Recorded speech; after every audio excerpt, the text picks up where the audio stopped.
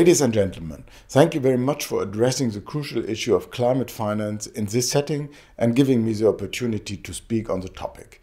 We are united in addressing the climate crisis with both ambitious mitigation and adaptation action and achieving the goals of the Paris Agreement. Climate finance is the engine that keeps ambition rolling. As a pre-2020 commitment, Germany pledged to double its climate finance from 2 billion euros in 2014 to 4 billion euros in 2020, and we delivered. Just recently, at the G7 summit in Carbis Bay, Germany announced that it would prospectively raise the target to 6 billion by 2025. Under the header of climate finance, Germany provides funding both from BMU's International Climate Initiative and BMZ's development assistance, and on the other hand via multilateral finance mechanisms such as the Green Climate Fund and the Adaptation Fund. We use the multilateral mechanisms for two reasons. First, they provide specialized climate support, often for the most vulnerable countries, and second, they set trends for innovation and new instruments. Moreover, their governance is designed so that developing and developed countries decide on policies and funding priorities on equal footing. It is crucial that these mechanisms use public climate finance in catalytic ways, especially to take financial risk, correct market failures, and incentivize additional investments. Within G7 and G20, Germany has been working to include sustainability and climate as core topics of these international formats.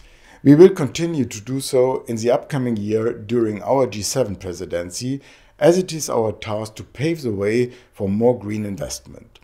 As a key step, the G7 took a decision this year to end financing for coal-powered projects as of 2021. Also, the G20 are negotiating on a number of issues that affect global financial markets as well as international financial institutions. For all of this, we need formats where vulnerable countries exchange with the G7 and the G20. Let me therefore express my sincere appreciation for the establishment of the joint multi-donor trust fund for CVF and V20. As the German Ministry for the Environment, we are honored that we were involved in setting up this fund as an instrument for strengthening ambitions and to leverage much-needed additional support for limiting temperature rise. Our International Climate Initiative has a history in working with least developed countries, middle-income economies, and small island developing states, and we have already supported individual CVF activities in the past. But the initiation of the multi-donor fund in December 2020 has now enabled the establishment of a permanent funding base. I would like to express my sincere appreciation for the vivid engagement of Bangladesh and all CVF Troika countries of the last years in setting up the fund.